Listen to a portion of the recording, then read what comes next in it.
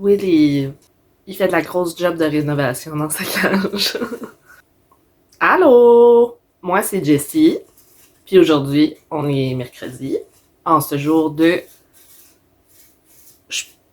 J'ai pris ma 7e dose? Je pense que j'ai pris ma... 8e, 7e? Oh my god! Je suis... confus. Le titre de la vidéo le dirait. C'est pas comme si j'étais très très loin dans ma prise de testostérone, mais je suis déjà confus par le ton. Une autre vidéo où j'ai pas grand chose à dire, parce que la transition va très lentement. Mais la barbe se porte bien, tranquillement. Tranquillement. Même la moustache, elle commence là, à allonger, elle commence. Je dis ça toutes les semaines, là. Vous me connaissez, là.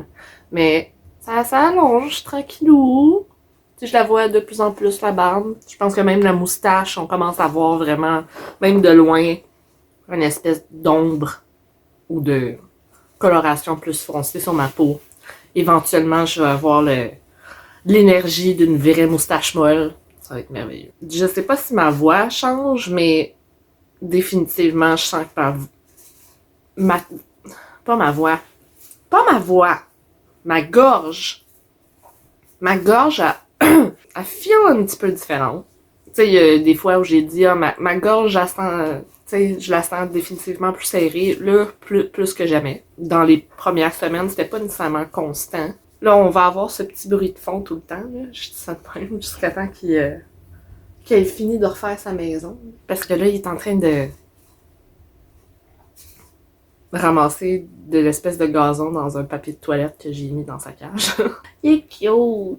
En passant, Will, c'est ma souris albinos. Sinon, quelque chose que je peux pas m'empêcher de remarquer depuis le début de ma prise de testostérone, puis que j'ai déjà mentionné, mais que je vais rementionner. Donc, les gens qui veulent pas entendre parler de ma vie sexuelle, je vous invite à fermer la vidéo. Mais je vais en parler. Moi, c'est quelque chose qui me dérange pas de parler. Je trouve ça important d'en parler de manière générale pour comme démystifier, ou pas démystifier, briser des tabous. C'est plus ça que je voulais dire. Pas mal toute ma vie jusque-là, j'ai eu une espèce de struggle, une espèce de guerre interne par rapport à ma sexualité, puis mon corps. Puis même ma sexualité personnelle, là. Je parle de masturbation ou de comment je vois ma sexualité, comment je vis ma sexualité à l'intérieur de moi, avec mon corps, etc. Pour rendre ça moins confus, là, moi, je suis une personne qui a entendu parler de masturbation au secondaire, puis qui l'avait jamais fait avant. Il y a beaucoup d'enfants, je sais, qui se touchent, qui se frottent, qui ont bien du plaisir pour se rassurer, aider à s'endormir et machin. Moi, j'avais pas ces réflexes-là.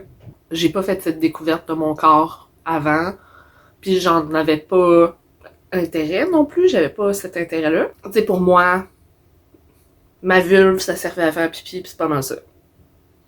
Il y avait rien d'autre attaché à ça. Puis je veux dire, je savais même pas que c'était un organe sexuel jusqu'à comme en 5e, 6e année, quand on a eu nos cours de sexualité à l'école.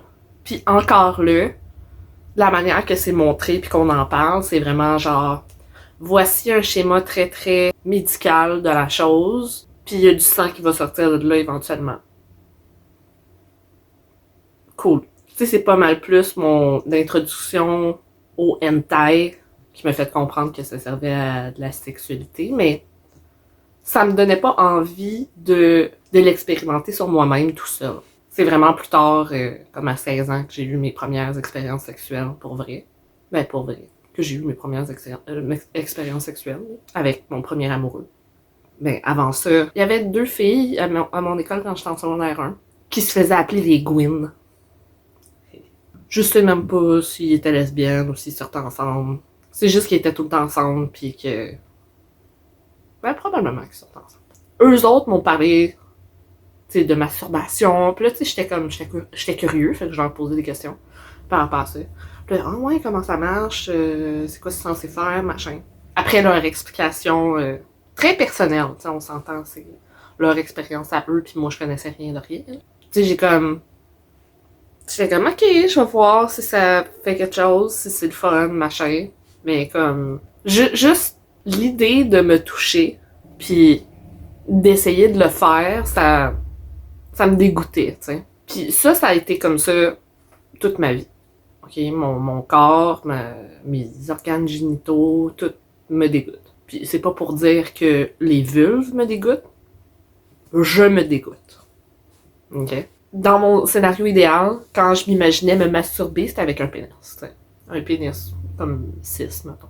Pas 6 pénis, mais un pénis de personne cisgenre, c'est ça que je veux dire, pour les gens dans la salle. Et cisgenre, c'est comme le contraire de transgenre. C'est une personne transgenre, c'est quelqu'un qui est comme le contraire du genre assigné à la naissance, ou qui est autre que le genre assigné à la naissance. Une personne cisgenre, c'est quelqu'un dont le genre s'aligne avec le genre assigné à la naissance.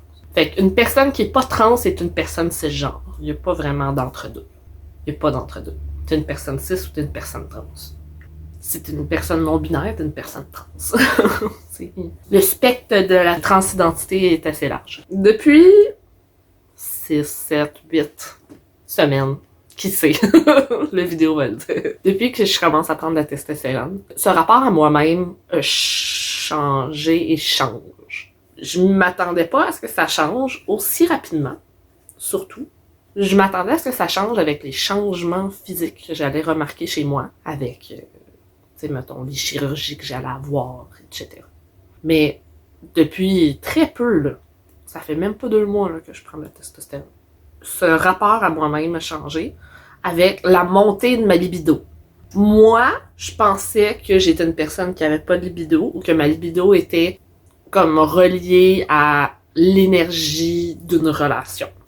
Parce qu'en général, c'était ça mon expérience. J'ai pas eu beaucoup de relations amoureuses avec du monde.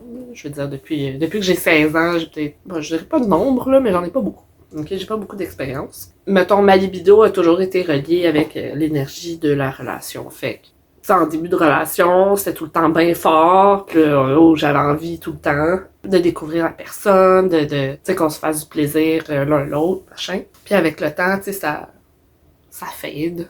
Ça s'en va un petit peu, puis j'ai plus vraiment envie de rien faire. Pour ben des raisons, puis ben des affaires que je comprenais pas, ou que je comprends toujours pas. Ma libido a baissé. Jusqu'à très récemment, je me masturbais jamais ou une fois par année quand j'avais vraiment comme de la tension à relâcher. Puis vraiment comme de la tension reliée à la sexualité et non du stress ou de l'anxiété à calmer ou quoi que ce soit. Pour vrai, pour moi, la masturbation, c'était vraiment sexuel et non une forme de self-care, une forme d'attention à soi-même et de prendre soin de soi et de son corps et de sa tête et de tout ça. Tu sais, je le sais que c'est quelque chose que les gens font pour prendre soin de soi, de eux. C'est pas mon expérience à moi. Dans les dernières semaines, à peu près, je disais 2-3 semaines de testostérone, j'ai remarqué vraiment que ma libido a augmenté. Puis c'est arrivé comme assez rapidement, là, avec comme des sensations au niveau du bas-ventre, qui sont parfois même vraiment très très intenses, là, au niveau que ça fait mal. Tu sais, soudainement, mon clitoris va comme se mettre comme à pincer, à faire vraiment mal, pis c'est comme ah, mais pas longtemps, tu sais. J'ai comme ah, that's not fun. Fait que dans les dernières semaines, libido qui augmente, puis là, je suis là, j'essaye de me concentrer à faire quelque chose, puis y a pas moyen, parce que tout ce que je veux, c'est faire n'importe quoi d'autre que ça. Fait que j'ai appris à me masturber, yeah. En tout cas, j'apprends à me masturber, parce que je suis encore dans l'apprentissage de ça. Heureusement que j'ai, pour moi, là, je veux dire heureusement, que j'ai fait l'acquisition d'un Hitachi Magic Wand il y a quelques années, parce que c'est avec ça que je le fais. Parce que, je dis beaucoup de parce que, là, je me justifie beaucoup. Jusqu'à très récemment, genre jusqu'à la semaine passée. Me masturber avec mes mains directement, il y a beaucoup de dégoût qui vient avec ça. Dernièrement, j'ai expérimenté, sans dégoût, sans jugement envers moi-même, en mode commando, comme on peut dire. C'était la première fois que tu sais, je commençais à me masturber avec mes mains sans arrêter en cours parce que j'étais envahie par de la honte, par du dégoût. Ouais, c'est la première fois que j'y arrivais. C'était bien le fun. J'étais bien fière de moi. Mon rapport à moi-même et à ma sexualité est en train de changer. Je trouve ça fascinant. Comme ça fait très peu longtemps là, que je prends de la testostérone, je me suis piqué tantôt, j'ai pas oublié.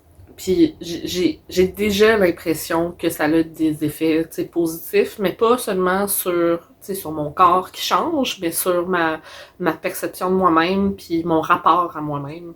Je sais pas si c'est la testostérone ou si c'est le fait que j'essaie d'être authentique envers moi-même, d'utiliser les pronoms masculins, que les gens utilisent les pronoms masculins en parlant de moi, qui réfèrent à moi comme étant un homme ou un garçon. Un mélange de tout, probablement. Ça fait du bien.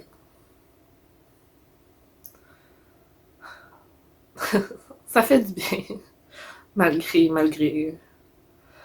tout ce qui se passe depuis le début de la pandémie, le début du confinement. C'est tough. Mais bon, on en parlera une autre fois. Je pense que c'est assez. C'est assez! C'est assez de vidéos pour aujourd'hui. Ben merci d'avoir été là. Merci d'avoir écouté la vidéo. Merci de votre soutien. Je l'apprécie vraiment beaucoup. Prenez soin de vous, passez une belle semaine, puis on se revoit la semaine prochaine. Ciao!